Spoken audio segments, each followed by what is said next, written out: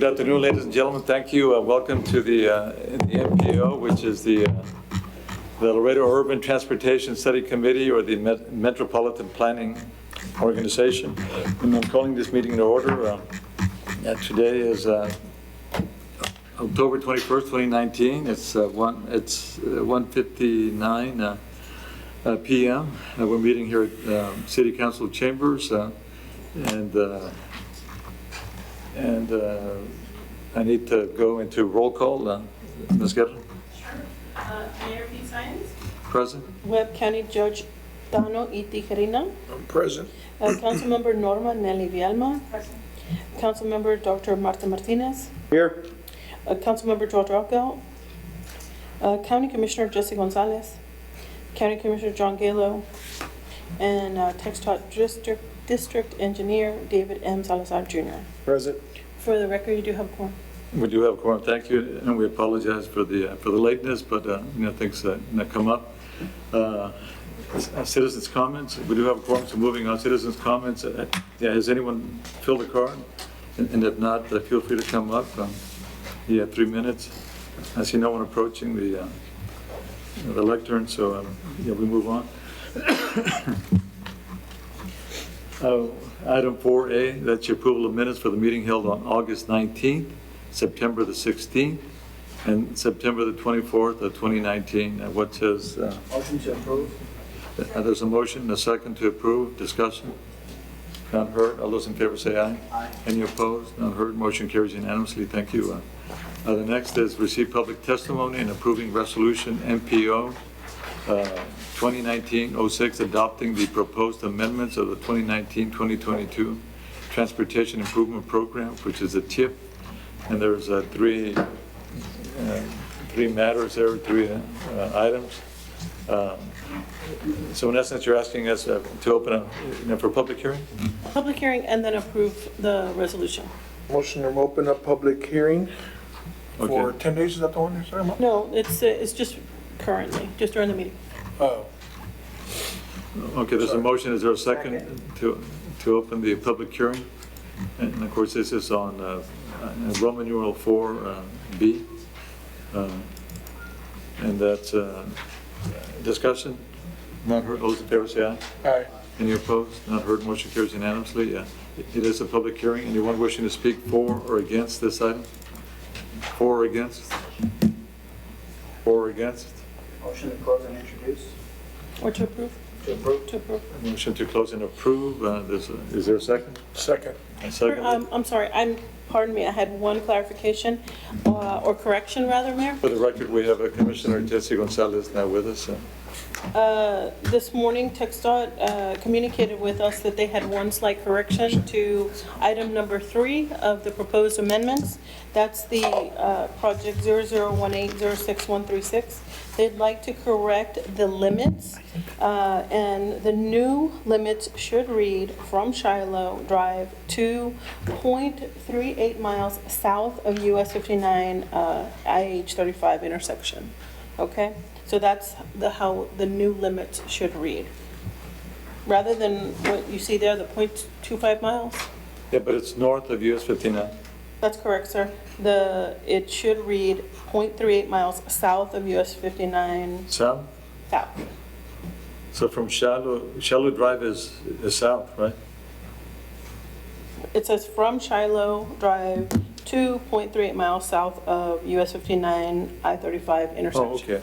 So it's still north of Shiloh, I guess. Yes, sir. Okay. Correct? Yes, for Okay, that's clarification, fine. yes, Humberto Gonzalez, TPD Director, TxDOT.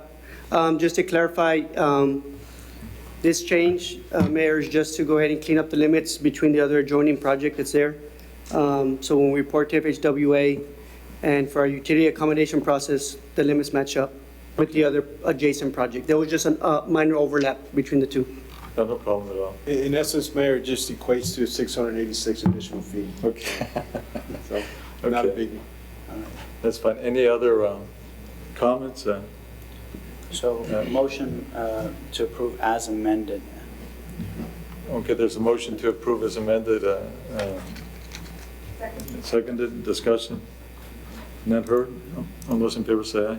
Aye. Any opposed? None heard. Motion carries unanimously. Thank you. The amendment has been made. Do we need anything else on this? That's No? it. Okay. So in essence, yeah, we move to 4C then. Now, receive public testimony and approve resolution number MPO 2019-07, adopting the following proposed amendments of the 2015-2040 MTP, which is the Metropolitan Transportation Plan. And we have various items there as indicated in the agenda. And again, it's a public hearing. Yes, sir. Is there a motion that we open up? Motion to open public testimony. Second? There's a motion to open a public hearing for testimony and second the discussion. Not heard. All those in favor say aye. Aye. Any opposed? Not heard. Motion carries unanimously. Again, it's a public hearing for testimony. 4 or against? 4 against? 4 against? And let the record reflect no one is approaching the lectern. Do we have any amendments, any further amendments here? Yes, sir. The exact same revision needs to be, take place on this item too. On this item, it is identified as item 1C. Again, it's for project 001806-136. It is correcting the limits to read, once again, from Shiloh Drive to 0.38 miles south of US 59 and I-35 intersection. Okay.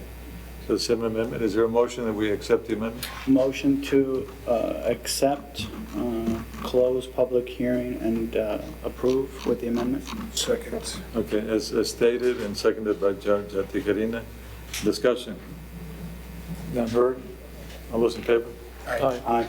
Any opposed? None heard. Motion carries unanimously. Thank you. Moving on to D. That's Roman numeral 4D, receive public testimony and initiate a 20-day public review and comment period for draft 2020-2045, which is the MTP, Metropolitan Transportation Plan. Motion to open up public testimony, initiate a 20-day public review and comment period. Second. Motion seconded as presented. Discussion? None heard? Those in favor, say aye. Aye. Any opposed? None heard. Motion carries unanimously again. Mayor, if I may. Mr. Yes. Snyden, where are we going to make this public testimony? Is that going to be just here? Are you going to go to different places? Oh, okay.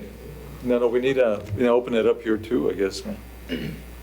Anyone for or against, for this?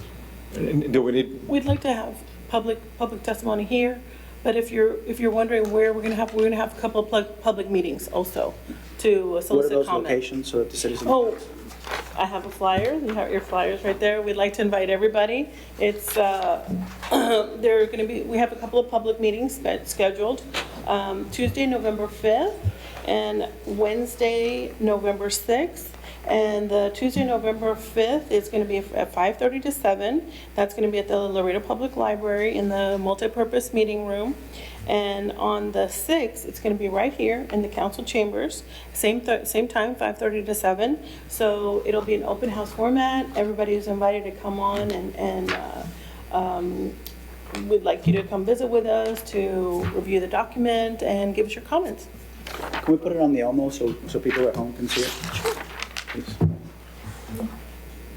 We're going to have this all over the place. We're going to send it to the public information officer and send it out to everybody, but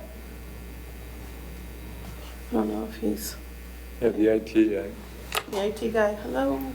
He fell asleep. And also to anyone wishing to speak on this item now, feel free to come up. For or against? For or against? For or against? I don't know if I'm not doing something. Okay. Oh, okay. All right. We'll Yeah, be anyway. pushing that out to the city through the public information officer and getting it widely published so that citizens are aware of their opportunity to comment. Thank you, Mr. Thank you. Stedman. Okay, so moving on, and public hearing, anyone wishing to speak? For or against, for or against, for or against? Thank you.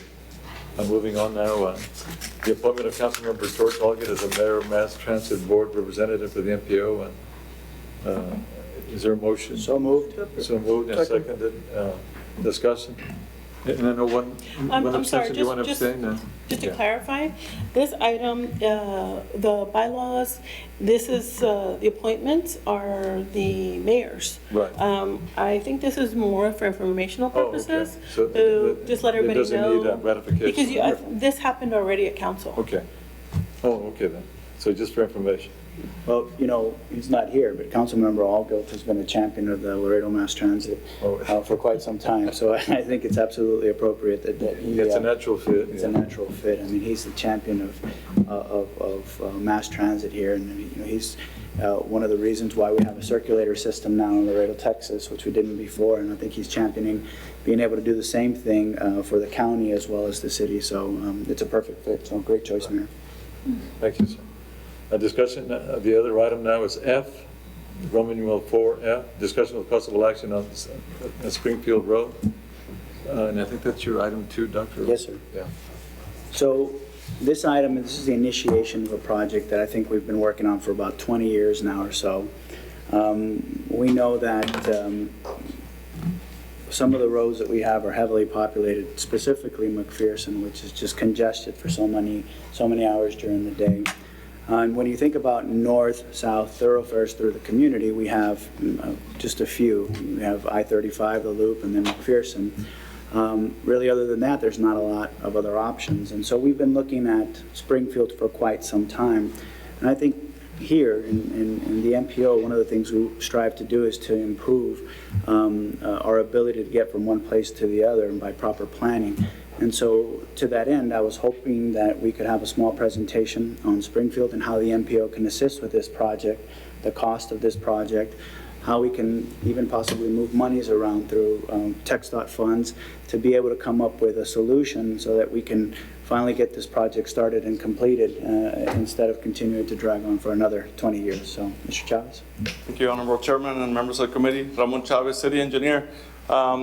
You're correct, Council Member, and this is pretty much an overview of what the project looks like.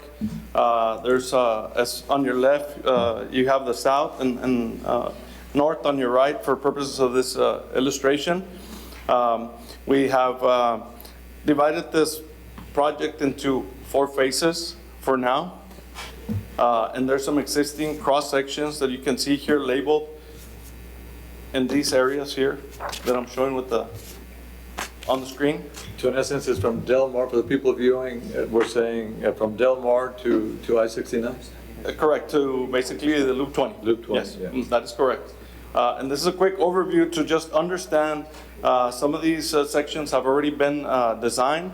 Some we already have acquired the property, and there's others that we still would need to acquire in the future. So phase 1 we call from Del Mar to International.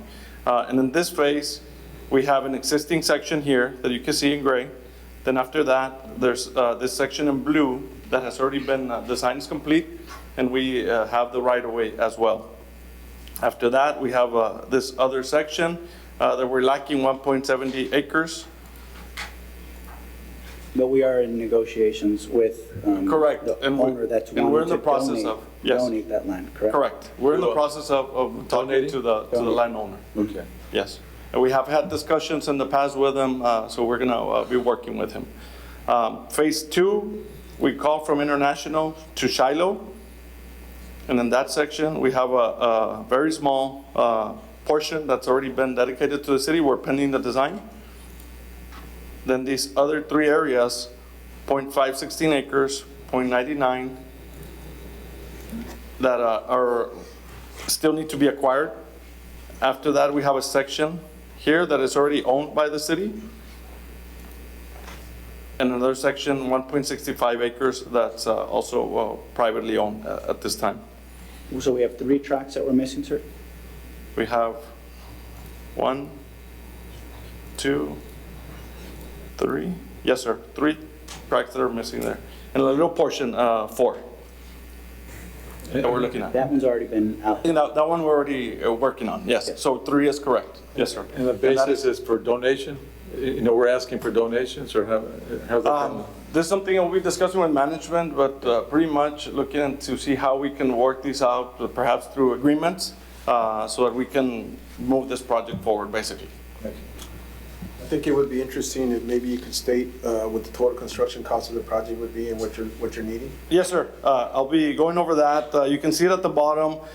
We have a total estimated construction cost of 14.7 million, and that does not include the land. Is that also gonna take in, I believe right there where the second phase is, that's a major creek right there. That is correct, yes, and that it will require perhaps a bridge structure that will have to be designed. So all those costs have already been incorporated and estimated as part of this. Okay, good. And Judge, we're pushing this as far west as possible to cross only one of the tributaries as opposed to the proper creek itself. So we're moving as far west as possible, and then it'll connect kind of where Shiloh, where Pescador is, or in that where that bridge is. That's where the design is looking at attaching, and then going south all the way to finally have that extra north-south thoroughfare that we haven't had in the north side of the city forever. No, that's perfect. So, anything else, sir? Yes, sir. Phase 3, just real quick, as you can see there, we have the design that has been complete there in this color. We also have the property that's been acquired, so that project that section is pretty much ready to go to the south portion of San Isidro. Then you have this section that's already existing there. It was constructed as part of the development. And the last portion that we included as what we call it now Phase 4 is a little section that's pending from the street there all the way to Loop 20. One of the things we've talked about is we are having an expansion that's occurring on Loop 20 at this time. And I know we had been communicating with TxDOT with the possibility of at some point forming that connection now to create this, to start the creation of this road. I don't know if you wanted to comment on that, sir, or at all. That is correct. We've had some talks with city folks as far as the validity of this project, and from our stance at TxDOT, I think this is a viable solution to get some traffic off of 35. Of course, we'd have to look over how it's going to be funded and with what budgetary demands it would take on what we have on board now. But as far as the connection on Loop 20, we can probably move forward with the current project that we have and break that out where we can have the tie-in, where we only have to do the tie-in through city funds. But overall, in general, if you're asking me or going to ask me about this project, it's a good solution. It's a viable solution for getting traffic off of 35. As you may know, we have a current project now that's going to have frontage roads. With the issue that we have with the railroad crossing 35, there's not going to be a south of railroad turnaround. This roadway here would probably help alleviate some of that traffic where they don't have to travel down south to make a turn on. They could actually use this to get on the loop. With that being said, we're hoping that if we were to move in that direction, it would be a 5-lane roadway and not just a 2-lane roadway to accommodate some of that traffic. Initial talks that we have had, we're looking at CBI dollars. Again, CBI dollars do have a contingent that they do have to be for commercial truck traffic.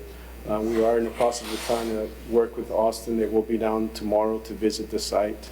Hopefully that's a direction that we can take and try to, if so the MPO wishes, fund it with additional CBI dollars. Mr. Chavez, your current design, does it contemplate a 5-lane or is it a? It's a contemplated 5-lane, Mayor. Yes, Okay, sir. so it's consistent with what he said. That is correct. Thank you. And I think, And this Councilmember Riedma, I think this goes all the way down, and Springfield goes through your area, Yeah. Councilmember Aldo's area, and my area as well. And I think this is Yeah. exactly what we need. We need that connection for. This will improve the connectivity. Yes, I go every day to Mary Hope. It's a big drag. And going through all that neighborhood also, I think it's difficult for the people that live there and have, young children. So definitely need it. I think Councilman said it best. When you look at the city of Laredo at 8 o'clock or 5 o'clock, your way from north to south is either 35 or the loop, and east to west. Like Councilman Velma said, this is just another alternate route that would help alleviate some of that congestion down there. Most definitely, and this project was also included as part of our capital improvement program as well. And we hope that this illustration before you helps you visualize exactly what will be needed and what we'll be working in the future. And we're thinking concrete versus asphalt?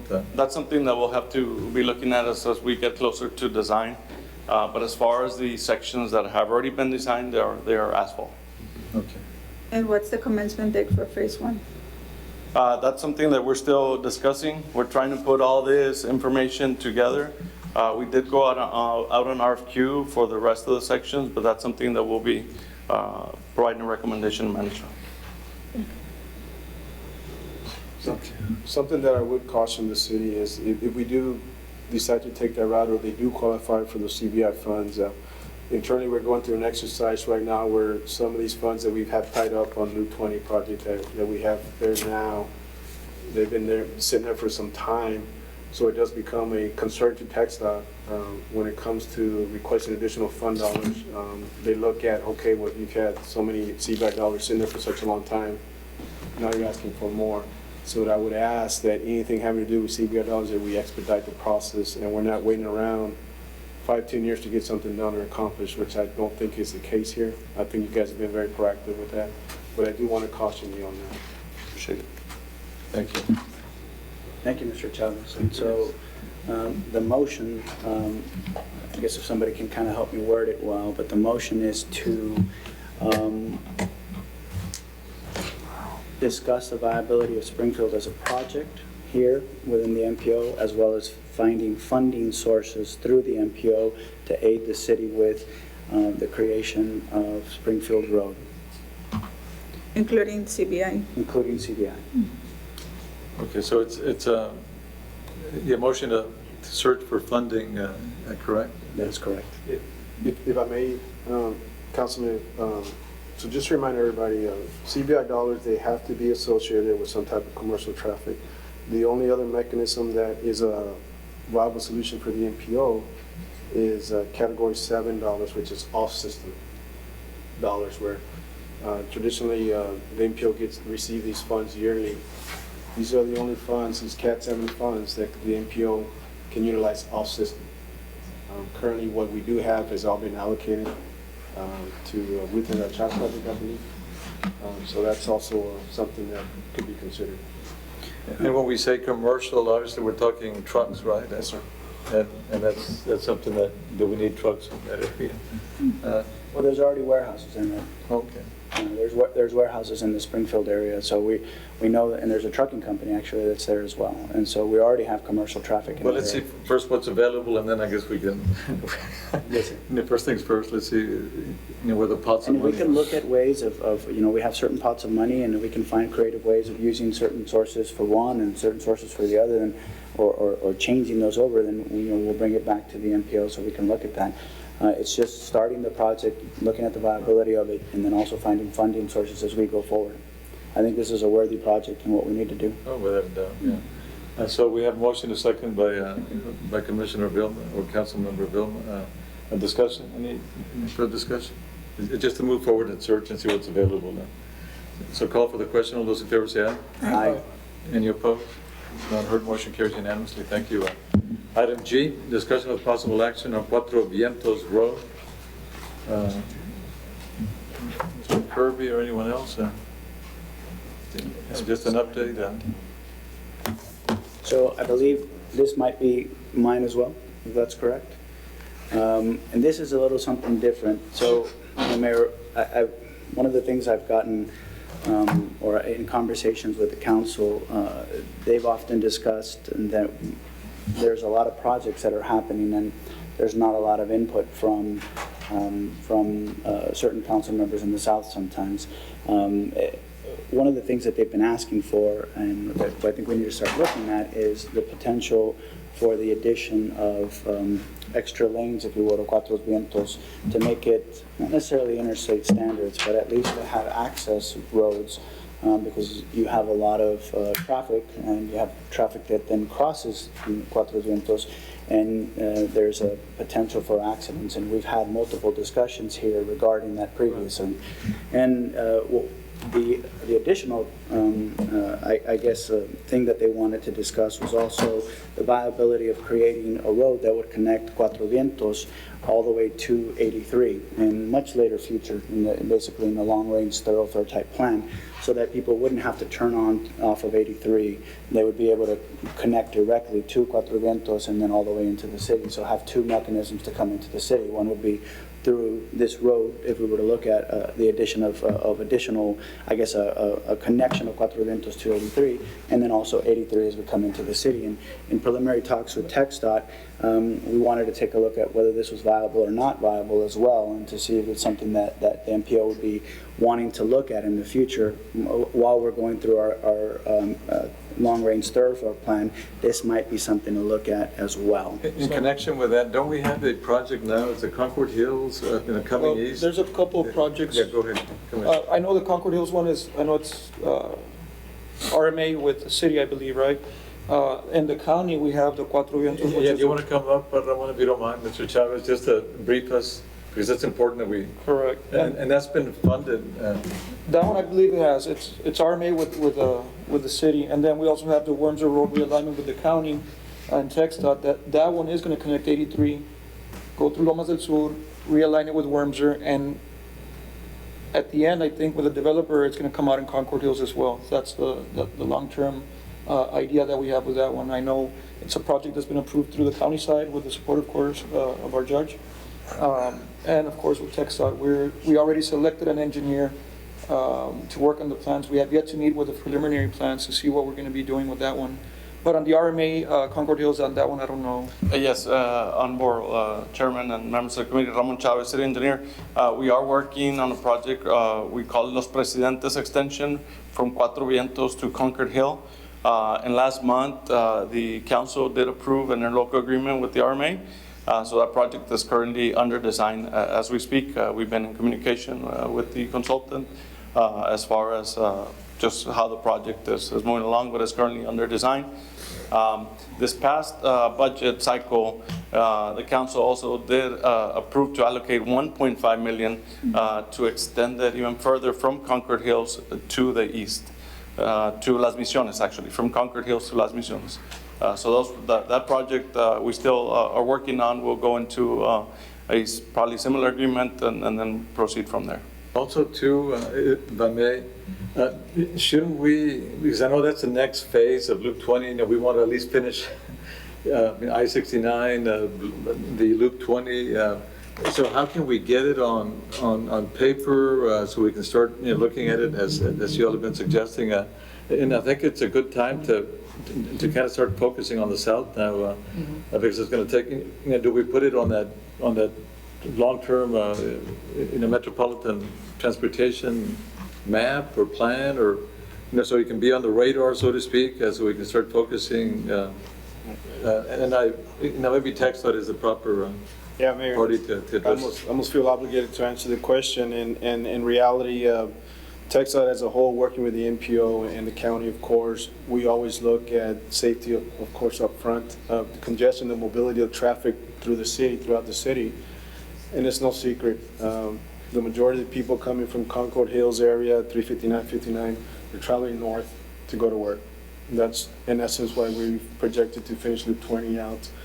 Beyond that, we... Yeah, but even Rio Bravo, Cenizo, Correct. they're all coming through 83. Yeah. Even now, we've committed to the outer loop as we've come before you and say, hey, we're going to build the outer loop to get people around it, with possibly the first ledge of that outer loop being between 359 and 59, where we find it's very viable for that because of the intersection down there at the Loop 2359 intersection.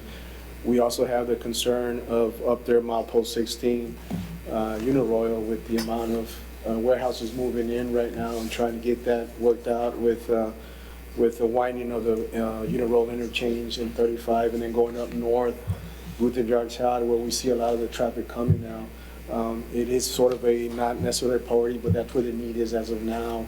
And I'll be quite frank with you, the southern portion of Loop 20, we have not moved forward with anything within TxDOT. A couple of reasons, maybe here or there. We haven't seen the growth as before. Working through the county with the C-TIP project, $5 million to help with the Warrensville project and trying to alleviate some of the traffic from the Lomas del Sur neighborhood back to the Loop 20 and 359 is an excellent project.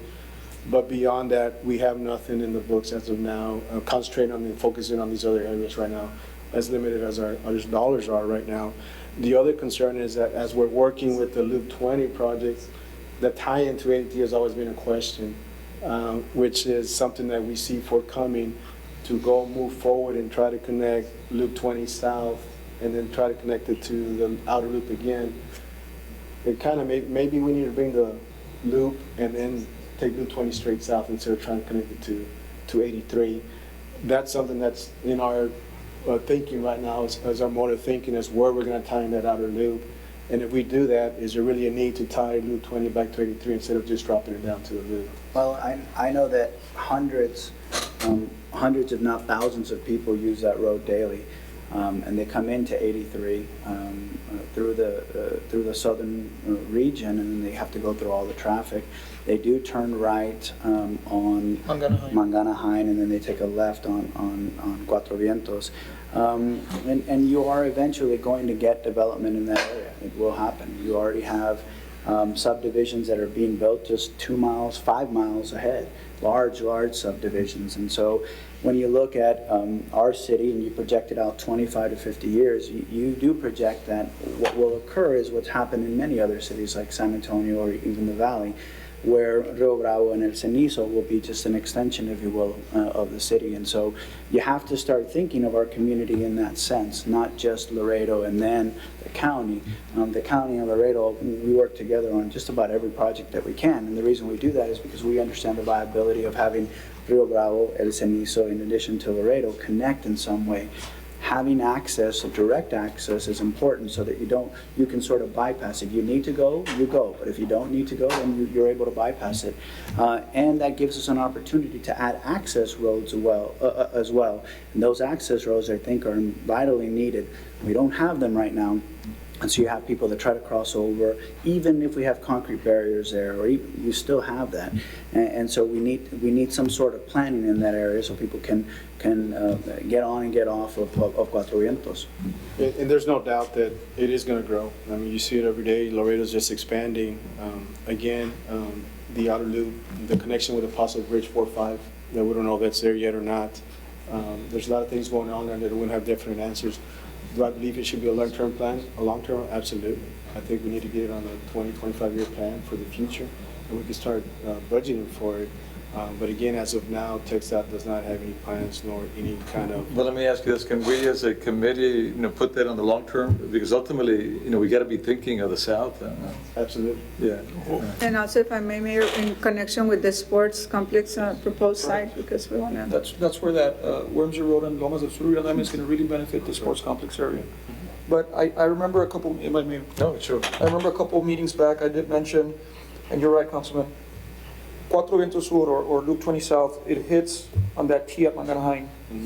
I remember it being in the plans before where it's going to connect to Espejo Molina, right on the underpass where Rio Bravo and Cenizo starts.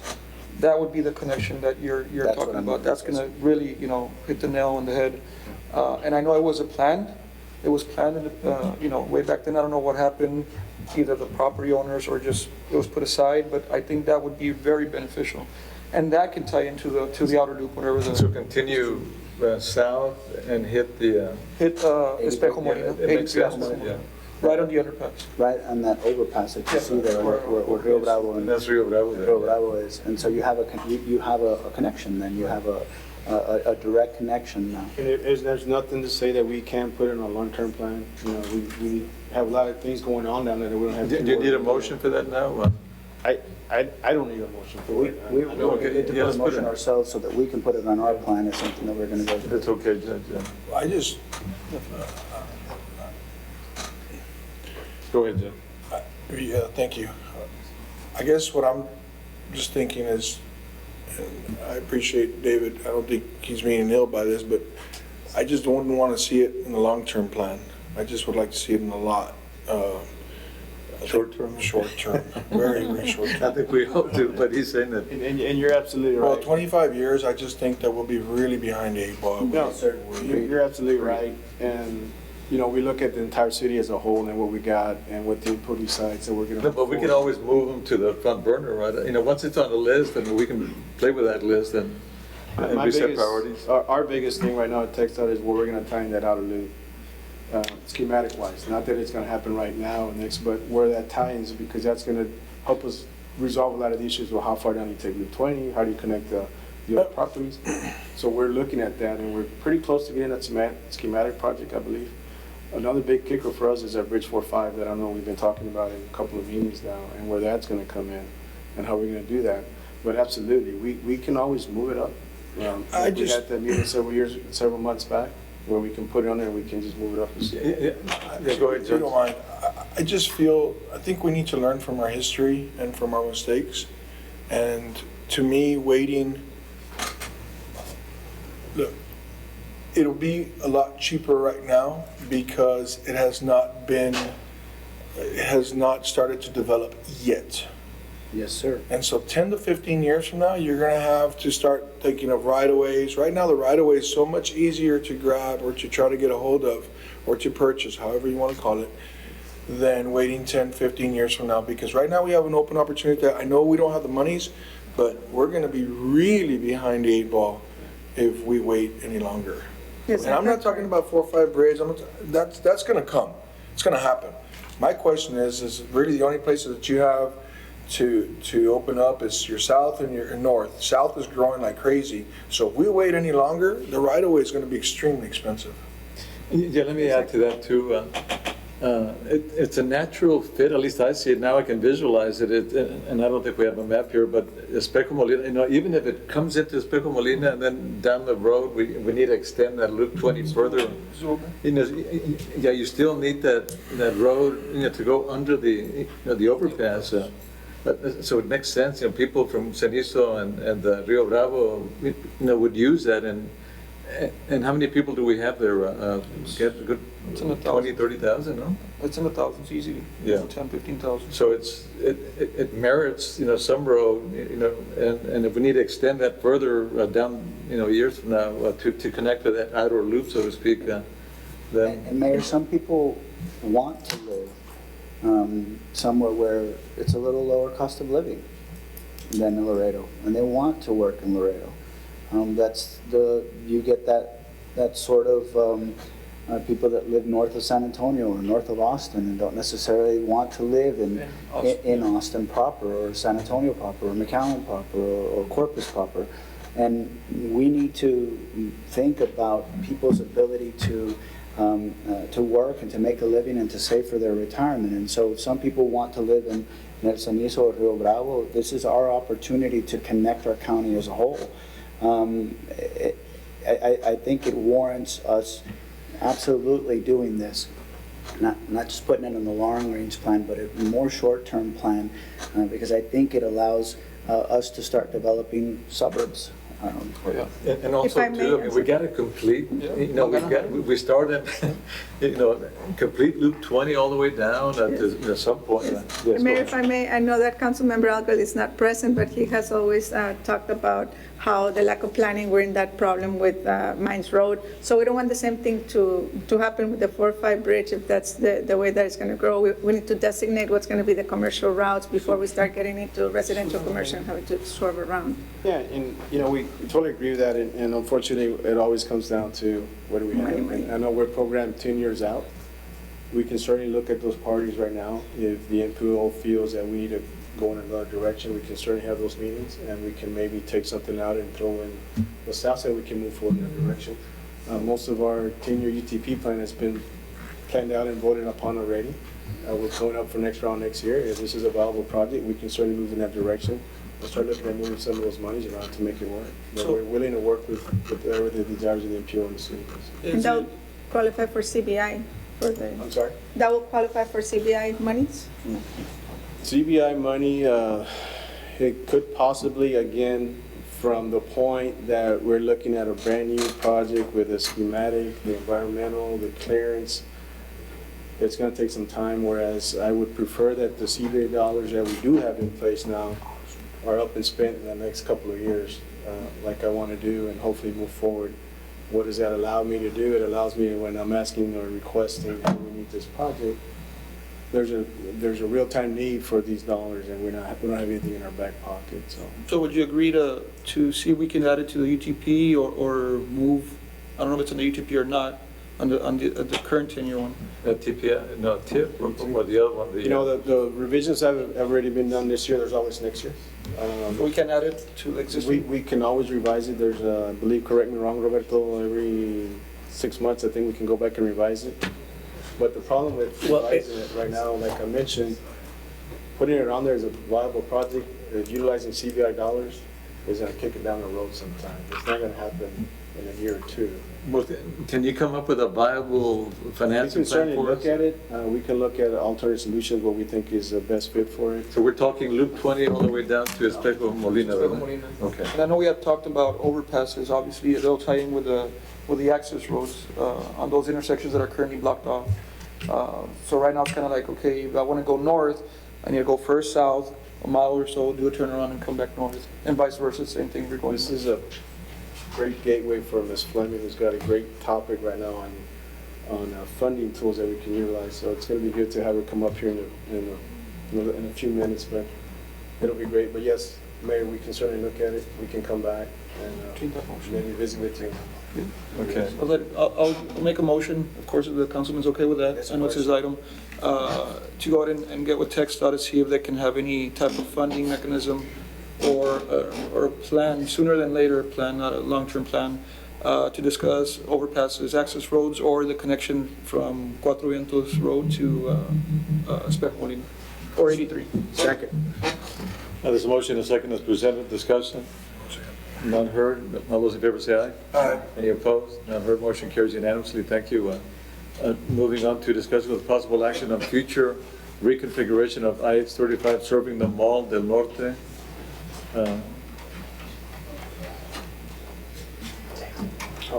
Welcome, sir. Are we doing this? Is this our topic? This was Councilmember Alkill, who wanted an update on. Okay. All right. I think Mr. McGee's probably here too. He can probably assist with us a little bit, I but think we already got this one done, didn't we?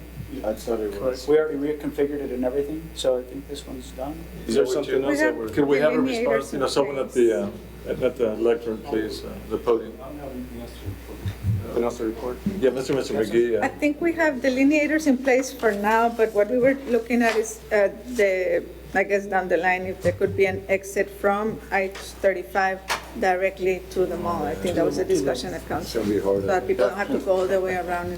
Mr. Dan McGee, I For the guess. record, Danny McGee, City of Railroad Tractor. I think that was correct. We wanted to look more of a long-term solution as opposed to the delineators, which are meant to be a short-term solution. Nothing, Mr. Guzman from Texas here to, I guess, answer that part of it. What was the request? I guess. I missed the To request. study about reconfiguring the ramps. I think we looked at that. I think TxDOT reported back to Councilmember Algilt regarding minimum distances between ramps and off-ramps.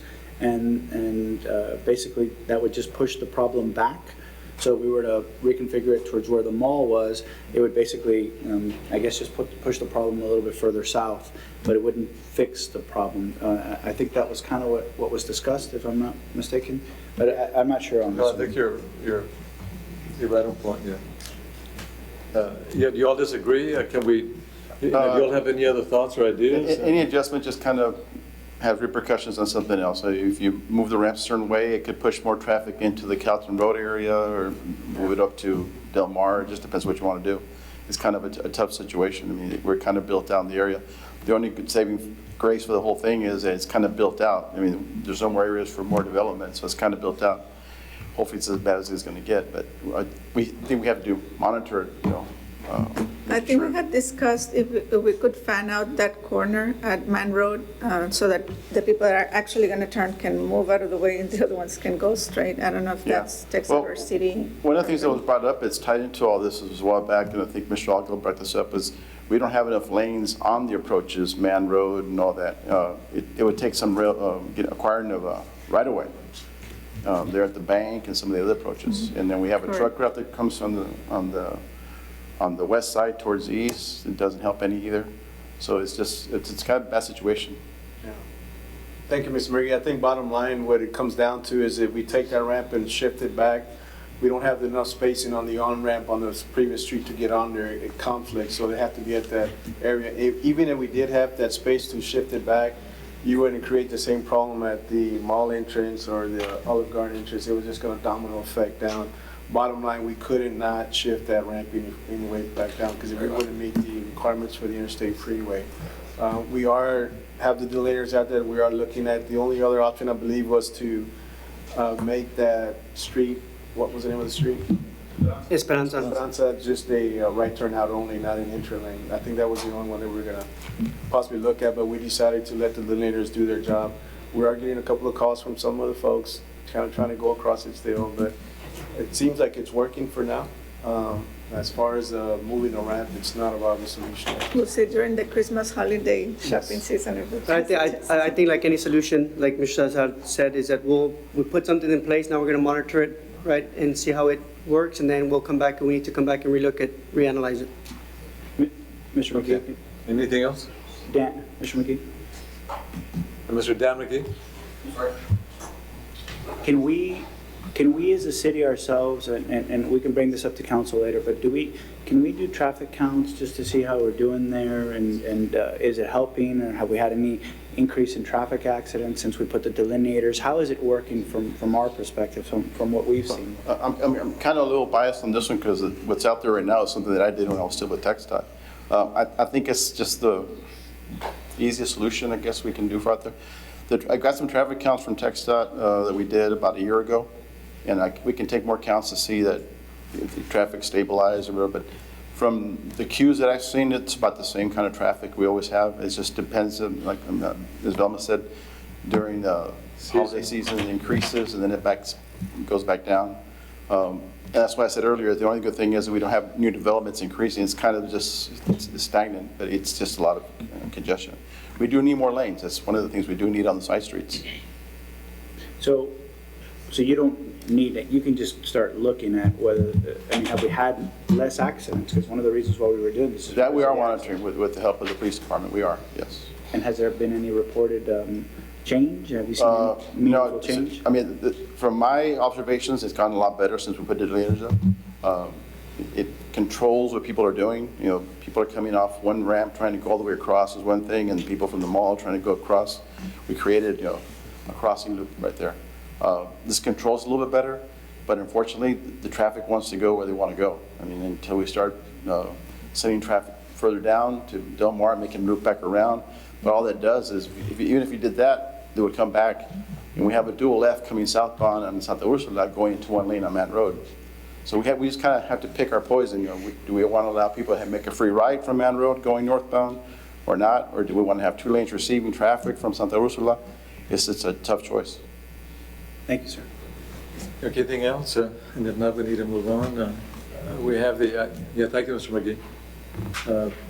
And discussion with possible action on River Road project. I don't see any of the principals or the proponents. I know there's been more cooperation recently based on some reports that I've been receiving. Do we have anyone here on that? Yeah, usually it's George Algott's matter. But I've also taken interest in this as well. So moving on to J now, a discussion with possible action on the Chad Ruthinger.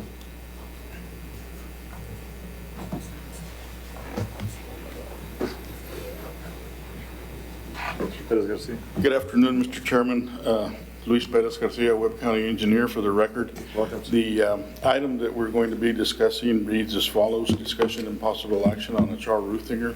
This is kind of a status update, and what I needed to let you know is that the project is on its timeline. We are not running, we're running right on time with the project. We have requested comments of the 60% completion submittal from TxDOT. We should be receiving them this week.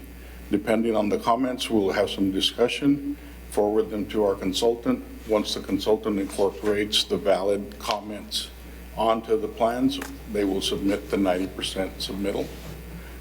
And we're right on track. So it's just an update informing you. So at what phase for the public's interest? What phase are we on track? We're still in the design of the environmental work. There's a couple of issues that have come up that will need to be addressed when the design is of the actual roadway is put in.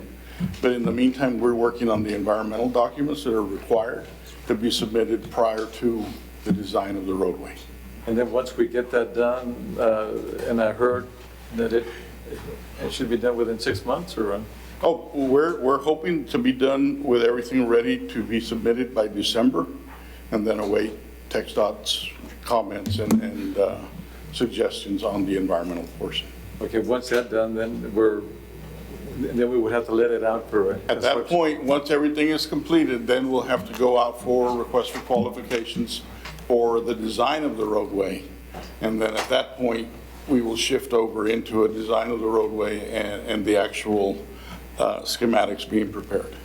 So we're thinking construction, and I've been saying about 18 months from now, we can begin? We're still looking into 2022, 2021 at the earliest, with a possible actual turning of soil late in 2022 or early 2023.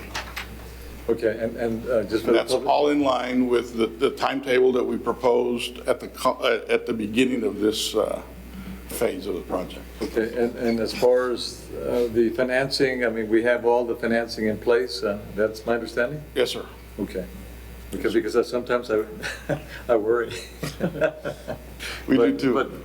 But TxDOT, I guess you can, you all have seen it too, so we have all the financing, correct? This is actually your MPO CAT $7 that are tied to this project, that are set aside specific for this project. Yes. Okay then. Yes, sir, thank you. Thank you, sir. Have a good afternoon.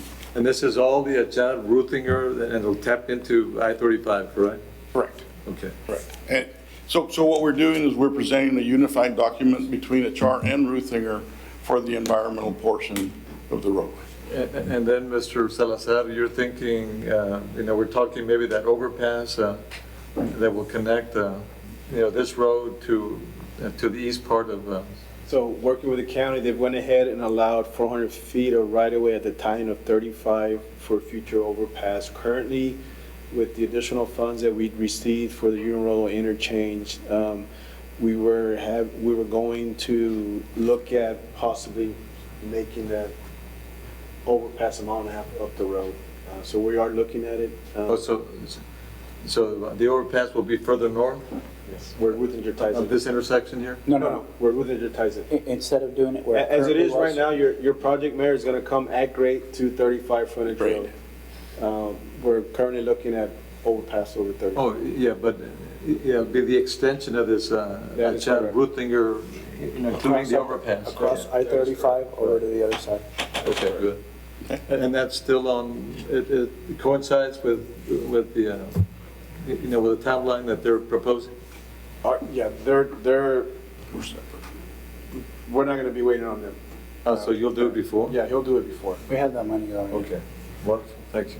Okay, thank you. Thank you. Anything else? Let's see, reports and presentations, presentation about debt, on debt and strategic contracts division on state, infrastructure bank, which is a SIV, a transport loan program, that's Roman numeral 5A. Mayor, if I could introduce Ms. Deborah Freeman. She is from Austin, and she's working currently with the investment program. She is a current investment program manager, and talking to a couple of councilmen last MPO meeting. She's going to come and give a quick presentation on SIB loans, state infrastructure, which is just another alternative tool for the city when it comes to financing projects within the city. So, Ms. Fleming. Well, thank you so much. Thank you. Good afternoon, everybody. In all this talk of funding and planning, hopefully this could be a potential tool. Oh, goodness, I just went back. Could be a potential tool to help bridge a gap or start a project a little bit earlier. The State Infrastructure Bank was started by the Texas Transportation Commission. Oh, I don't know how it's. Okay, excuse me. Okay, that's easier. So it's been around a long time, since 1997. We've funded 118 loans, and it's a revolving fund. So all of the money from the loans and the interest on cash all go back into this fund and are available for additional projects. I guess it's on something or other. We have about, excuse me, most of our loans, 71% are for cities, and the majority reason for that is because as cities, they have to do their own utility relocation. And so this has been a very helpful tool to provide assistance in that regard. In terms of the loan size, we're all over the map. We've lent as little as $10,000 to an entity and as much as over 140. So it really just depends on what the needs are. 140 million? I'm sorry? Yeah, 10,000 to 140? 10,000 to 140 million. Right. So big range. We're all out here just to support each entity. The 10,000 project was a significant sum for that small city. Okay, so we already went through that. And the eligibility. The SIB, the project must be a federal aid highway, and I'll get into that a little bit more later, and it must be consistent with the SIB. But for all of these uses on the right-hand side, the SIB can fund for all of that. Sometimes we've had utility relocations come in, and they maybe need something that's really more of a water development board issue, but we can do all of the roadway issues and really fund that cost up front. Some of the projects, and I think really the key part of this program is trying to match an obligation to the TxDOT agreement. So if you have a right-of-way agreement and the payment is due over 3 years, we actually match the SIB loan disbursement to sync up with that agreement. So it saves everyone money. And we can tailor further the loan amortization schedules to match the debt service schedule and match pinch points that could occur. We have the ability to defer loans up to 3 years and with capitalized interest. And we also can... So the interest wouldn't run for 3 years? No, you keep the same interest rate, but we can disperse it to you over 3 years. No, but the interest would begin day one or? The day that the loan is drawn. Oh, So- drawn, okay, so if you don't draw, okay. Correct. So if it's a $3 million loan and you just draw $1 million a year, it can save quite a bit, matching the agreement you might have with TxDOT. And the interest rates are very competitive? Yes, yes, they are. Okay. I've got a slide on that, but it Okay, is very wonderful. competitive. One very unutilized use of the SIB at the moment is that we can lend for public roadways. It's not just TxDOT projects. It's for actual roadways that are federal aid highways. So that's a good benefit as well. So on system, off system, primarily off system? Yeah. Correct. Okay. We can loan for off-system projects. This is an example of, I just took a little snapshot of Laredo. The yellow is a minor collector, so that is not eligible. Our local road is not eligible, but there's many other options. So these are just all possibilities to potentially get funding or use as you're looking at some of your local projects. And to me, it's a little surprising how many eligible roads you have. One thing that if a project is being considered, we'll work with the district and see, is this a project that we could lend for? The best part of the program is just how much we work with the borrowers to make it easy for them. We do not charge any fees for this program, any annual fees or anything like that. There's no any handling charges of any kind. Also, the flexibility for local government is that prepayments can be made at any time. And the city of Laredo in the past has borrowed 4 loans from the bank for about $29 million, and all of those loans were repaid early. So basically, it's about tailoring it to what fits for you. And also, I didn't mention this before with the PowerPoint getting ahead of me. Loan proceeds can also include any legal and financial advisory fees. So you can include that in the loan. We can actually pay those consulting costs.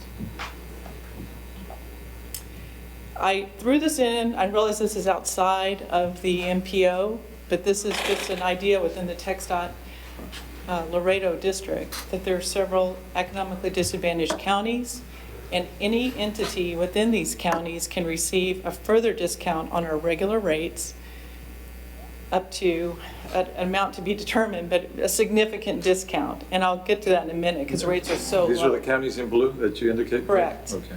So we're not economically disadvantaged? You were a couple of years ago, and you have a pending loan under that prospect in Laredo.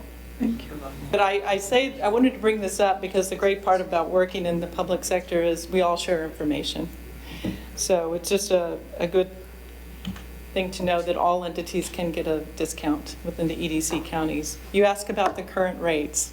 These are how low they are. This is determined by the MMD index every Wednesday.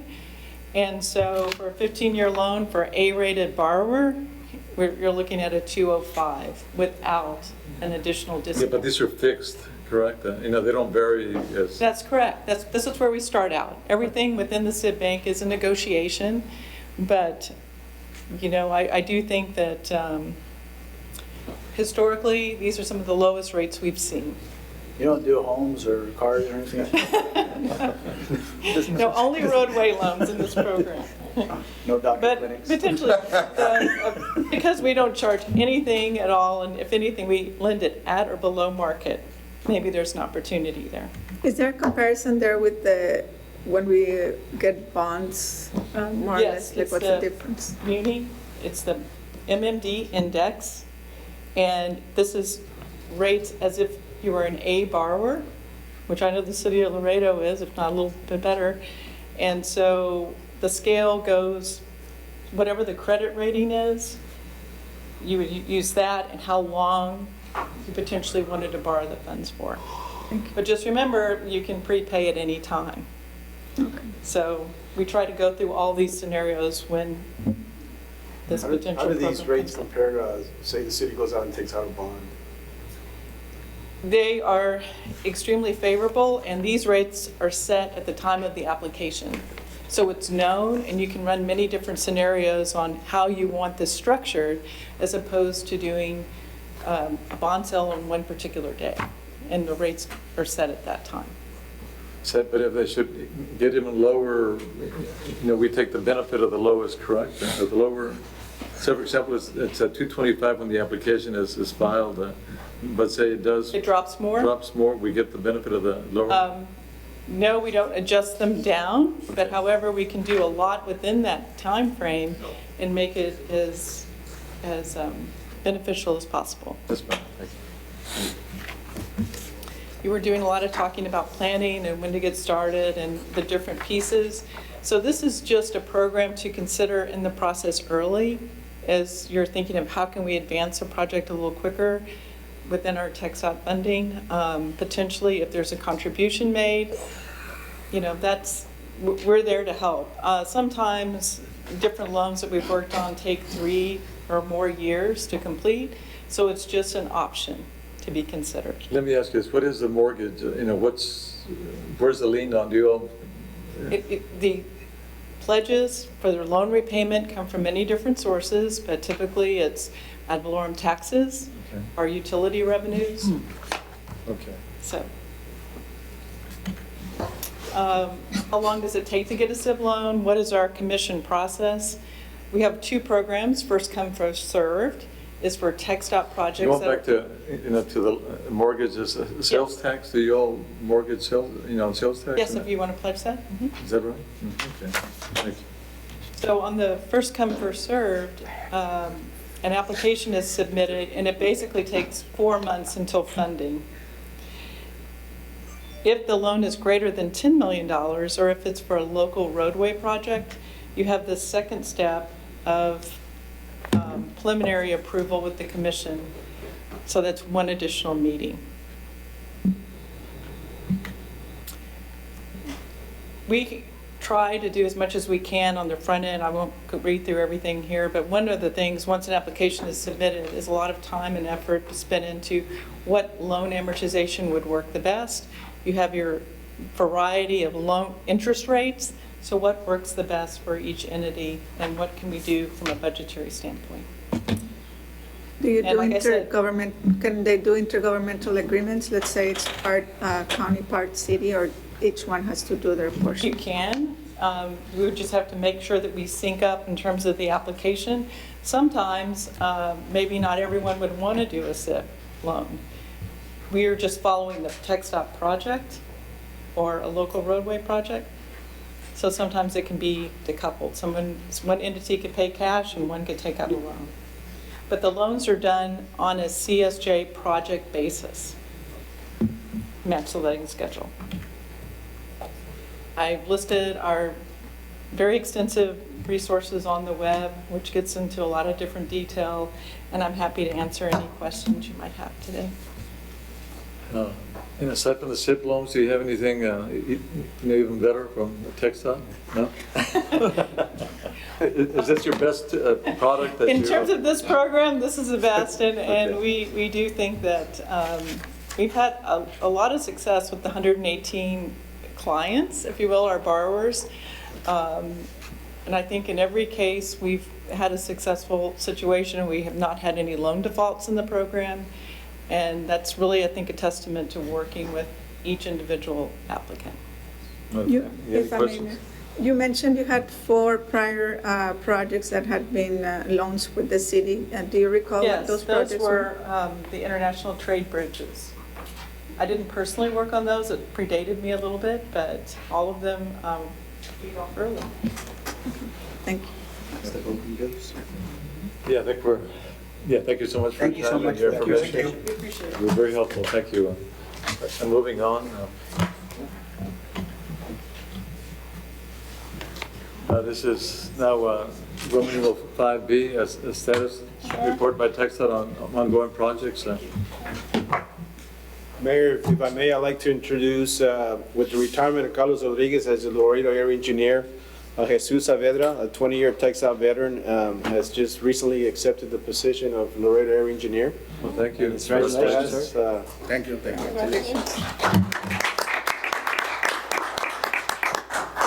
His first task is to present an update on the projects, and actually he worked on a lot of these projects, so he should be right on with his presentation. Wonderful. Before you do that, just a minute or two on your background, where you worked, where you're from. Well, I'm from Nuevo Laredo. I'm originally from Nuevo Laredo, went to school there, graduated back in '92, and I came to work with the department in 2000. And I've been there. Here in Laredo or? Yeah, no, here in Laredo. So you've been here- Actually, Carlos hired me back then. Wow. In 2000. And little by little, I became the assistant area engineer now. I was given the opportunity. Congratulations. Very often. Thank you. It's kind of hard to believe, but the Laredo district was created in 1993, and Chuy is the 3rd area engineer, which you don't see too often nowadays. But he did serve as the assistant area engineer. Not only is he a good friend, but he's also a great engineer, and I'm sure he's going to do a lot of great things for the city of Laredo. Thank you, Chuy. You're welcome on board. Thank you, thank you. I'm just going to go briefly over the major projects that are in town. The first one is the Loop 20 and Kansas City Railroad overpass. That project is pretty much completed. We just opened the pedestrian bridge to traffic. We were waiting on power for the illumination, but we already got it, so it's open. We're just working on some punch list items.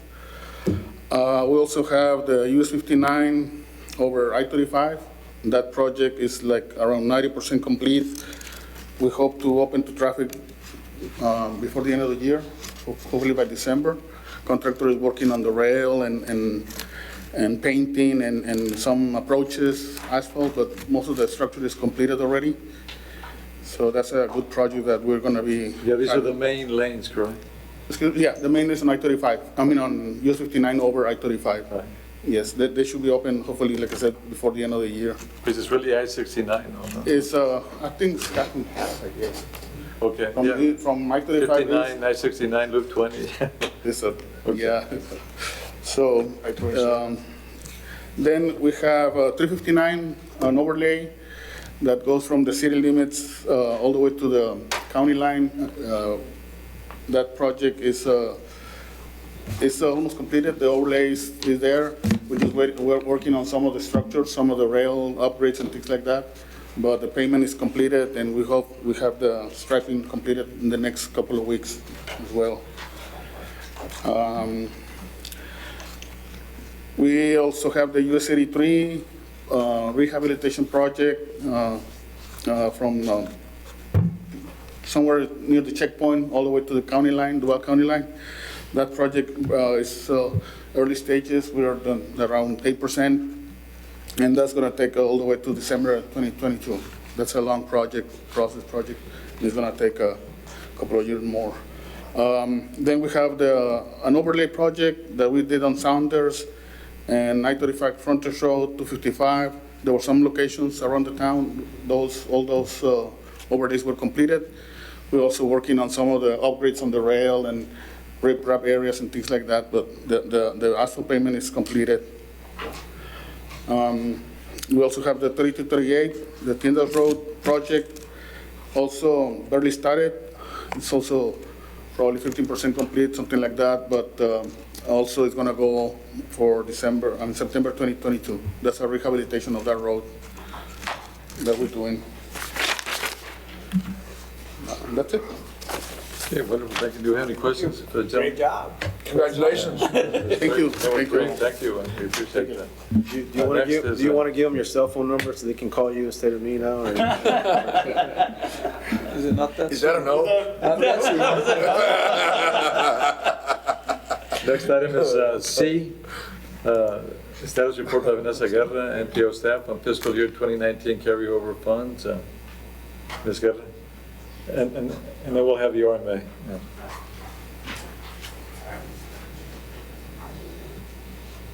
Yeah. The information that I'm going to be presenting is in your packet, so feel free to look at it. It should be the first page.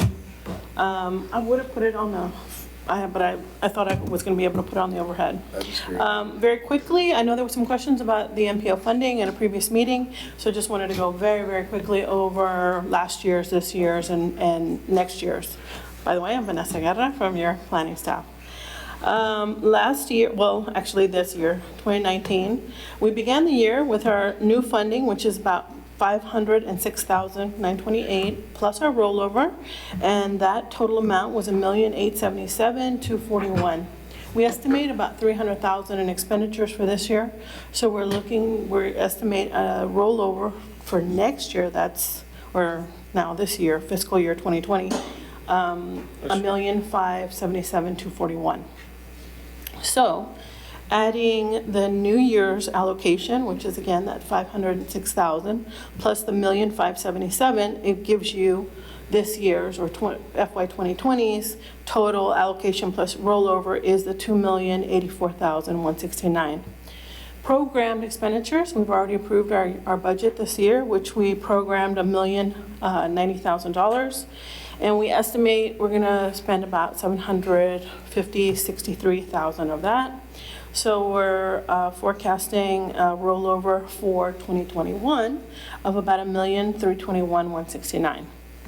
And of course, it goes on and on. You add the next $500,000. And so for 2021, we're looking at total funds available of $1,828,097. Okay, some of this was going to be used for staff, but recall the last conversation. The reason we wanted to review this is just so that policy committee members felt comfortable that we weren't getting close to, Commission Member Galo brought this up, worried that we're spending right up to our limit. And although that's what we're supposed to be doing, spending the money that we get, the policy committee was a little worried we didn't have a safety net. We just wanted to show you that we've got over $1 million of rollover that's there when we have projects that we need to spend a little more on.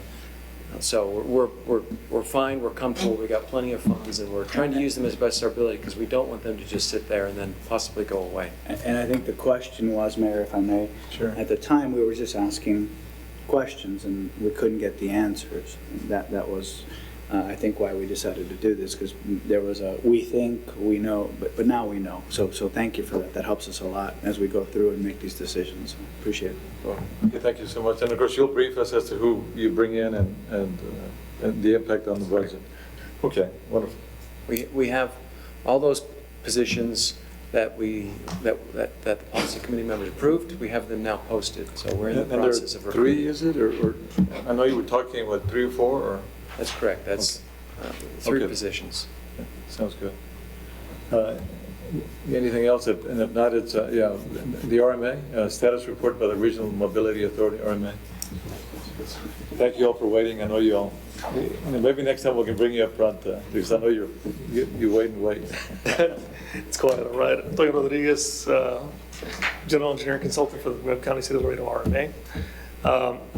So the RMA, I know it's been some time, actually, we've been up here in front of y'all. We mainly been sitting on board, so it's good to be up here in front of y'all since it's been some time. So the RMA has several projects ongoing, kind of talked about a little bit earlier. The RMA is actually leading a couple of design projects in conjunction with the City of Laredo. Not the least of which being Los Presidentes extension that Ramon Chavez referred to earlier from Cuatro Vientos to Concord Hills. Survey is complete on that and design is ongoing with that project. Kilo Industrial turn lanes, proposed dedicated right turn lane on Kilo Industrial to head north on Mines Road. We are going to be teaming with Texas Department of Transportation Laredo District to do a joint letting combining with their project on that project. So design is currently ongoing on that project. We're looking at, to meet TxDOT's schedule, I believe an August letting, as well as also for Los Presidentes as well. Another major initiative we're doing is, if y'all recall, back in May of 2018, this body approved funding for the North Laredo Webb County Transportation Planning Study. And my colleagues here are going to make a very quick presentation on that item. Many of y'all have seen that presentation already. So it's kind of more like a status update to some of y'all, and it'll be a little bit of new information for the rest of y'all. But before we get that going, other projects, of course, is Vallecillo Road. That project is currently ongoing with regards to efforts for funding. Probably let Mr. Howland talk a little about that if you like, sir. Is that by Seals Road? Yes, Vallecillo Road. Yes, Doug Howland, Vice Chair of the RMA. Vallecillo at this point is... Do you have a map to, for the public so they can get a better handle? No, we didn't. That's fine. Just as an It's really, update. it goes from Mines Road and connects to 35. 35, that's correct. And it attaches there at Mines Road, close to La Bota, right there across from La Bota. The current status from a funding, we do have a commitment from the city. You've committed $5 million. The Killam companies have committed $5 million, and the RMA has committed $4 million. Our hope is to go before the Texas Transportation Commission and get them to partner with us for the other half of the money. We basically raised $14 million, and our hope is to get the other $14 million from them. So that is where we're going to go with it. At this point, we're doing the studies, the planning studies, the cost estimates. We're getting a package together that we can go visit with the Texas Transportation Commission and try to get this funding. Okay, that's where we are on that. Well, thank you.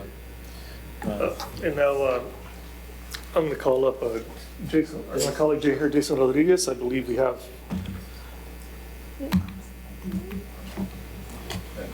the presentation here already loaded up. This is on what project? You got it? Okay. Let's state your name. All right. For the record. Mayor, Judge, members of the board, Jason Rodriguez with HNTB, working also on behalf of the RMA. And so I'm going to take you through a brief presentation. For those of you who we have not discussed this with, and then of course for purposes of general discussion, we'll go right into it. And so I'd like to start off with just stating sort of the issue, or the most evident issue, and that's with Mines Road. And so on Mines Road right now, there are about 60,000 cars a day. 60% of that is trucks. And to kind of put that in perspective, it's a little bit more traffic than you see on 35 on a daily basis. So that's a farm to market road being compared to an interstate highway. So, and also the volume of trucks relative to the total number is a unique situation for Mines Road. Of course, there's been a lot of success recently, and that hopefully is only going to increase, but with that success is going to come more trucks and more business, obviously. So there is a congestion issue there in that particular area. Where we're starting is with the last iteration, not the most current that's about to be updated, but the last iteration of the MPO's or Metropolitan Transportation Plan, which informed the City Council's comprehensive plan, as well as a TTI study sponsored by TxDOT that sort of defined our study area and looked at some of the pieces. And those are all feeding into our study. What our study is going to determine feasibility and sort of define some projects. What it won't do is actually operate as the MTP update, or it won't develop any of these projects further. So, and the funding and those sorts of things still need to be figured out after our study's over. So very quickly, the purpose is to assess what the mobility conditions are and to look for ways to improve those.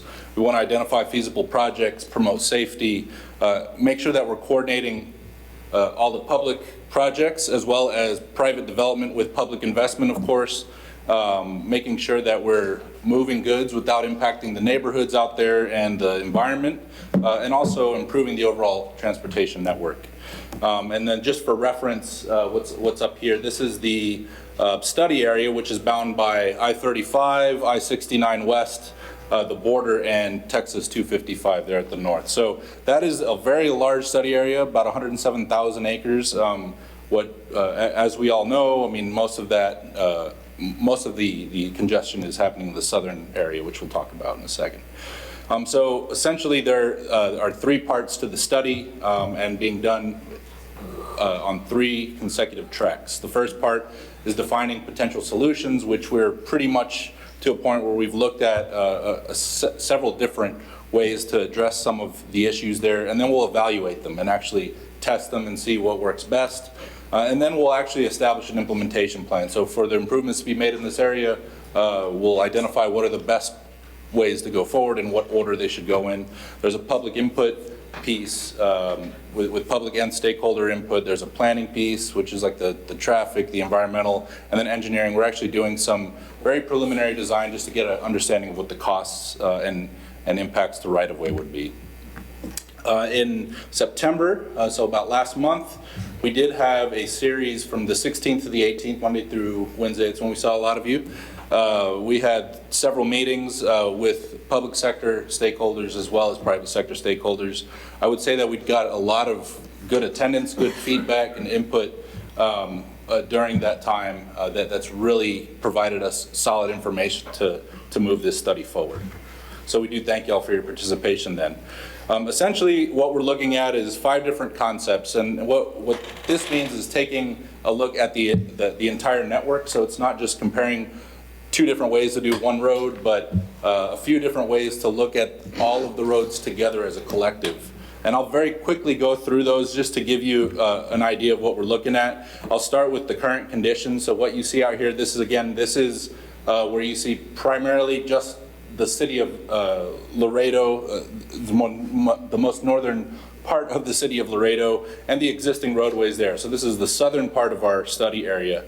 And the first concept, we call it no build. Essentially, these are this includes what's out there, and these are also projects that are either funded or almost entirely funded, those being Hachar and Vallecillo. So up here on this map, you see Vallecillo is sort of the yellow dotted line towards the bottom. That was just for reference on what we were just discussing, and both the Hachar, Ruthinger up here in the north. So this is essentially looking at what there is today plus those 2 projects. The second one is basic improvements, and we're going a step beyond that, looking at partially delivering Riverbank and making a connection along United, east of the highway, and that sort of thing, and filling out little pieces of the network.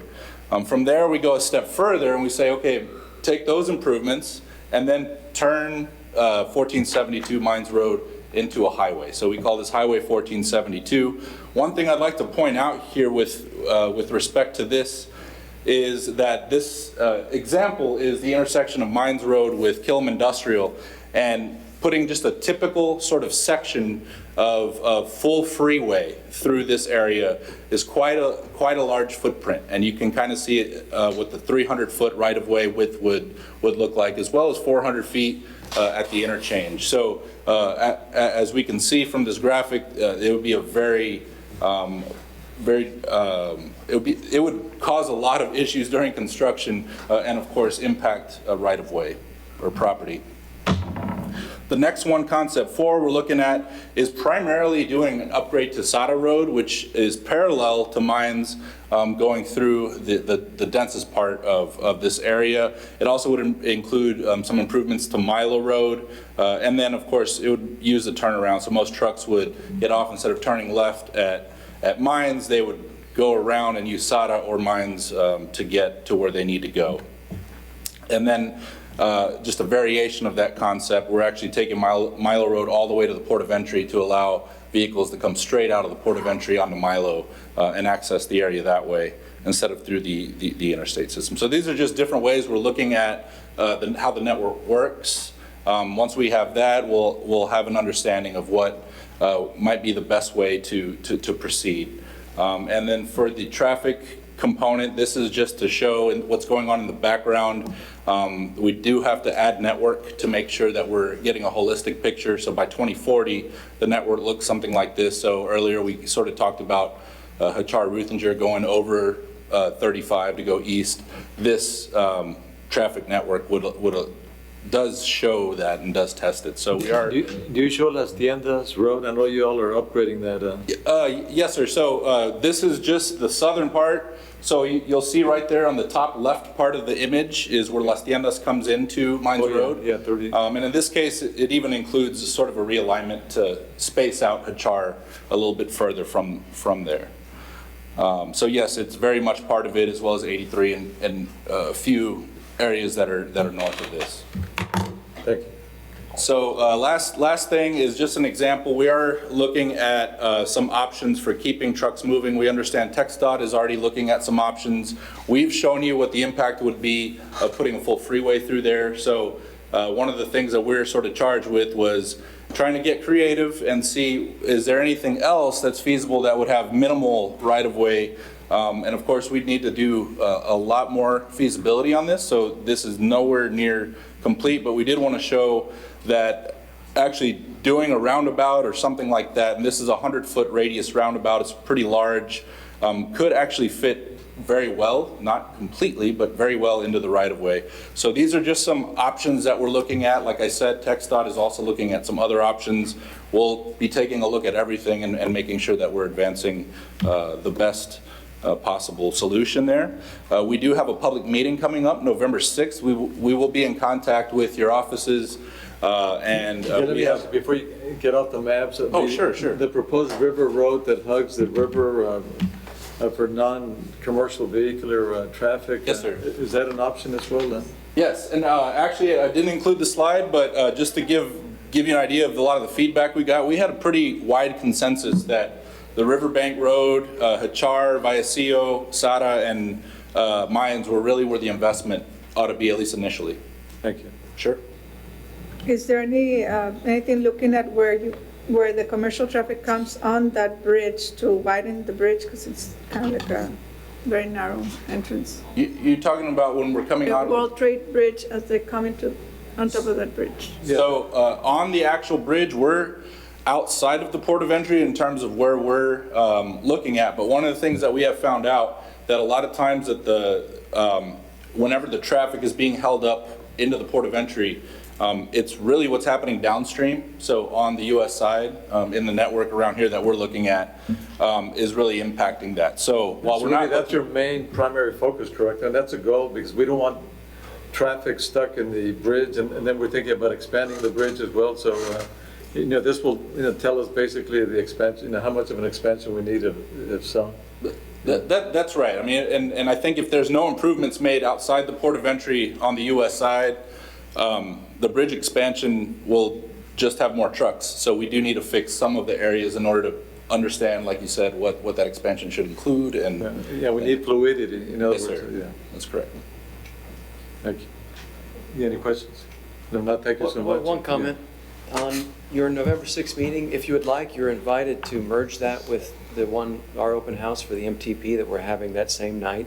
We're having it here in council chambers.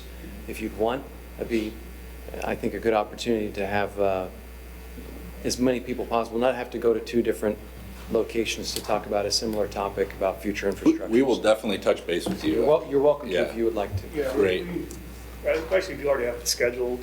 We have location already secured. Yeah.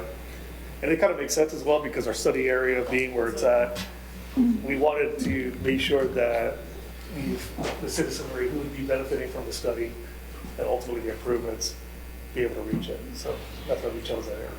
Councilman Gama, what was your question? Was it on World Trade or Columbia?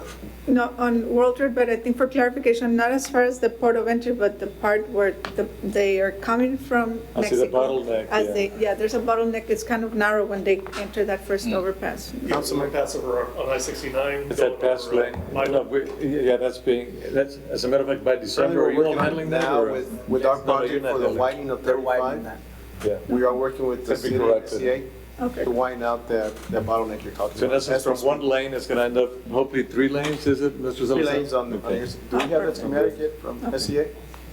Yeah, they're finalizing the schematic in that section, so we'll maintain 3 lanes on I-69 West all the way up to the intersection of I-35. No, They're all yeah, addressing- we're keeping a close look on that. Yeah, hopefully by December, we should have that done. Correct. Right. Jonathan, I have a question on the United concept. I think it was 4-3 that you have up there. That's basically tying in 35 toward the back of the. What's being shown on this map is United from the current United Avenue to the existing overpass. And again, we're using this primarily for the travel demand model. Okay, let me ask you this, the TTI study, did you incorporate some of that, or are they doing their thing, or what? That was our starting point, yes, Mayor. Oh, okay, good. Yeah. And just to know, we're having regular meetings, TxDOT, the RMA, their staff, to make sure that everything we're coordinating, our schematic built on 35, FM 1472, and I-69, that we're coordinating all the information we're getting and sharing it with them. Okay, because I think TTI was going to do a fluidity study at the bridge. That is Correct. Yeah, so you're Yes. cognizant, yeah, okay, you're right there. We're Okay, affording information. Got it. But in reference to what you were asking, Mayor, the 2015 TTI study on Mines Road, that's what Jason was referring to, as that was one of our starting points. Yeah. Okay, right. And also, we're about to engage a firm on the port master plan. So, so keep an eye on that too, because, all of this ties in. Mr. Zeidman, I guess, if you can, be on the lookout for that, and I know you are, because, there's going to be some overlap there, which we want to give us all the data that we can. Mr. Mayor, you're referring to the City of Laredo port study? Right. Okay. Has a consultant already been selected from the city on that? We're, tonight, I think, it's on the agenda. Yeah, so it's upcoming. Well, that'd be great, because definitely, if you recall, when we were talking about this study, we Right. definitely wanted to see if we get input from that study to include it into this study as well. Yeah, also too, aren't you all doing something on the south? Council sometime passed that TRIZ, a TRZ, and I know it's in the preliminary stages, and we want to make sure whether it's going to work or not, or. Yes, the Loop 20 South Transportation Reinvestment Study that was performed by the RMA, that part was of your analysis, area. that was completed, and I know we've been talking about making a presentation to council, and. Yeah, Mr. Teclo Garcia, I think it needs to visit with you, because, we're kind of leaning on him to kind of figure this thing out for us, to see if it's, to what extent and how viable and that sort of thing, and what impact it'll have on our budget. Sure, I mean, I guess I can. Is that something that you're actually working on it? We've actually already completed the study. It was basically the first draft. I mean, that's why we wanted to present it to council, because the next steps of it would be actually refining the limits of the zone, if that's something that the. And we have some council members here, but I would suggest, this is my personal suggestion, visit with Mr. Garcia Teclo, and of course management, and kind of organize something for council. Very good, okay. Yeah. We could definitely do that. Mayor, if I may, I like Mr. Snyderman's idea about combining them, but if it's not possible, because both of you have already said in notification to the public, could we send some representatives from the city to also have like a triple, another site where they're going to be having this planning at their location that they're going to have on the 6th? Yes, we can have some one of our planning staff representatives stop by.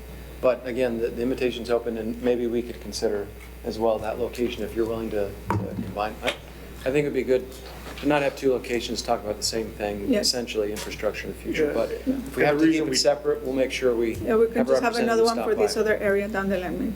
Yeah, and the reason we chose the what's the name of the school again? Julia Bird Goldstone. They're in the area. School is because it's literally within the actual limits of our study. Correct. And a lot of the constituents that are going to be benefiting from this study. Yeah, that makes a lot of sense. Anything else? Thank you so I think much. Jason's going to complete his presentation. If there's no other questions. Right, no, I don't think so. Yeah, you've been very thorough, thank you. Thank you. Thank you. When can you give us an update, in a few weeks, or? For the TRZ? No, for, for an update on what you're doing on the study? Well, let's see, we have our November 6th public meeting. Then after that, of course, we can come back at the next MPO meeting and give you another status update. Okay, wonderful. What we're looking at overall from a timeline perspective is pretty much to kind of complete the study by February, I believe, of next year. So maybe before February, come back and, say, maybe by then we'll have some more input from, this committee. What we'd also like to do still, Mr. Mayor and Judge, is make a presentation to council as well as to Commissioner's Court, at y'all's pleasure, of course, as we continue forward on Yeah, this. get with management and we'll bring you up. Yeah. Thank you. Yeah, anything else? Do we have any other, there's another item, director's report? Last time, just wanted to give you a quick update and then get some input on some process improvements and some things that we're thinking, making sure we're confirmed that we're thinking the same thing the policy committee is. First of all, we're upgrading our website for next year. We want to make it easier for citizens to be able to get information. At the same time, we're looking at a new name for the Laredo Urban Transportation Study. We talked about that in the technical committee. We're looking at renaming it the Laredo Area Metropolitan Planning Organization, LAMPO. It may be more intuitive with what we are, which is the MPO. We often have to restate that. And that will coincide with us, with the policy committee's approval. We're hiring additional staff so that we can be more versatile, respond to some of these questions that you have, and be looking into some of these questions before planning, instead of always being needing to hire consultants to do some of these studies we can get them done quicker with some of the staff that we'll have on board. We're meeting with the Texas Transportation Institute and the Federal Highway Administration tomorrow the entire day, and that's an opportunity for us to have a discussion about how we can review what we're doing and get some input from their perspective of looking at all the MPOs that they work with in the state of Texas. And we want to improve the process and the way we're doing it, and maybe be creative in some of the things we haven't considered yet. One of those, just a small area, one, we want to make sure we're doing this the best way that can be done. We have a technical committee. And the definition of the technical committee and what it is, I'll read it because it's from our bylaws. The body of the MPO responsible for professional and technical review of work programs, policy recommendations, and transportation planning activities is the technical committee. So I think there might be an assumption that the technical committee is just there to review technical things. That's not the case. The technical committee is there as well to provide policy recommendations and to review anything that's transportation related. In other words, I think I've heard some feedback before that, hey, why are we doing hour-long presentations here? Why don't you all look at it and give us your recommendations and we can summarize those findings here. That's what I want to confirm, that that's the direction, the way you would like to proceed. Unless there's some emergency or unless there's some reason why it needs to skip the technical committee, that can be the place where we have information that's passed on, and then we can take that, what's relevant, and bring it to y'all and give a recommendation so that we don't spend as much time here on some of those, whether it's technical or policy related. We don't have presentations that are too long because we know your time is important. We also want to, so first of all, I just wanted to make sure that's how you would like to proceed, or you would prefer, if someone wants to just come to the policy committee and give a presentation that we just put them on the agenda, whatever you all prefer. Suggest. Stated my comments already on this. I think Is it too long? Yeah. unless it's truly pertinent that they go visit with the technical and then also us, it depends on the agenda item, I guess, or the topic discussed. I personally wouldn't mind hearing if it's something that germane, that may influence our decision-making. But we'll leave it to you. At least I've got enough confidence in you to. Well, and Mayor, you have the position of being able to set the agenda, and so I'll work with you if there's Okay. something where, hey, we Something that I we feel need to just jump. that you all need to hear it from the horse's mouth, so to speak. Right, but Yeah, we, okay. the feedback I've heard is, let's be more concise and let's, And- and and I then that agree. way you can depend on the recommendations that the technical committee is bringing, not just for technical stuff, but also policy. On that note, I'd like to say, sometimes y'all ask to add agenda items, and sometimes they're very brief. We don't get a description, and maybe that's we need to ask for more details. But if you can give us more details and say, hey, I want this to go on the agenda, and we're going to be better about asking, okay, give me some more information there, because we would like to discuss that agenda item first with the technical committee, because maybe we can bring some ideas, brainstorm, get some ideas together, and we discussed this at the technical committee, that we can bring you more information if you give us enough time with these agenda items and give us enough detail, then we can review it. And then when it's coming here, it's already been fleshed out a little bit. And so it's easier for y'all. You don't have to have a long discussion here. We've already had that. We can bring you some decisions to make. Okay. Anything else? It sounds perfect. Any other further business on this topic or anything Is else? there anything that you need from us, sir, on this one, or you're just letting us know? No, I appreciate your support so far. I just wanted to give you an update and make sure that we're on the same page as far as how the technical committee can be most useful to the policy committee.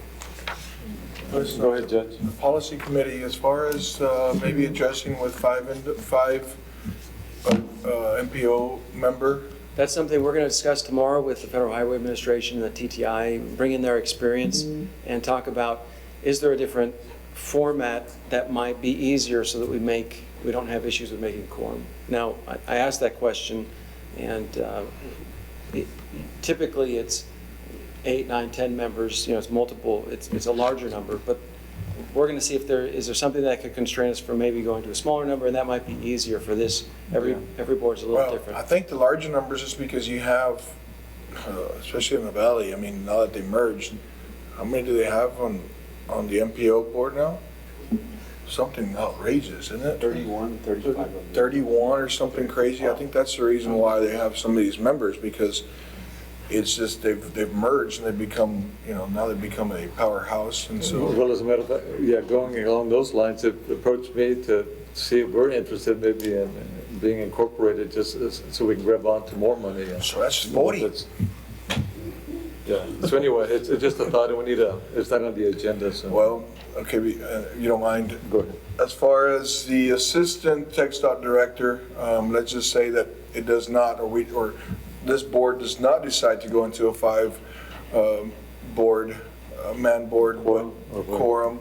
What can we work on the sheriff or whatever, whoever, this board that seems that would be open, that open seat. We need to go ahead and, I know I know TxDOT has already kind of said, well, we don't need that second seat. So what David said, I mean, is that true, David? Thank you, Judge. And second thought, David! No, Mr. Simon, I got to applaud you. I think you're headed in the right direction, and I really like the way you're taking the technical committee. If there's any way that I may be able to assist you and give you examples of MPOs that are running on a 5-member MPO throughout the state, I'll be happy to get with you. I have seen success in those, but it falls back on a strong technical committee, which is, I think, what you're trying to get a hold of, and I applaud you for that. I really think it's something that we need to be looking at when it comes down to whether we're going to fill this vacancy next to me. Not that I don't like Dr. Martin being so far away from me. But in TxDOT's view, we will honor what it is that the MPO wants to do. The one thing that I would caution is that we, as TxDOT, do not want to get put into a position where we may be the deciding factor on a political issue that may escalate. So to answer you briefly, Judge, we have no problem giving up the seat if this is the wishes of the MPO. So I believe that there's, thank you, sir. I believe that there's two ways that we could go about this. I guess just depends on what you guys, recommend, or either one, or both, or figure something out. Yeah, in line with what I just recommended, we're going to get some ideas. We'll discuss it with the technical committee, and then we'll bring you That'll work. some options. Wonderful, thank you. Any other business for this committee? And just that input as well, how do you feel about we'll bring it for an actual item, but I'm just curious of your input at this point. How do you feel about a name change for with these changes we're doing, with adding staff and taking a slightly new direction with the Laredo area? I mean, I'm biased because all I hear is Laredo, so I don't hear anything in Webb County. It's the Laredo area, so they're in the area part. I didn't realize we were area, but that's fine. If you're asking me my opinion, I'm giving it to you, so. Okay, you can bring recommendations to We'll us. bring that so we can. As an item, yeah. Okay, anything else? Motion to adjourn. There's a motion, second discussion, none heard, those in favor say aye. Aye. Any opposed, none heard, motion carries unanimously. Yeah, thank you, ladies and gentlemen. Meeting's adjourned.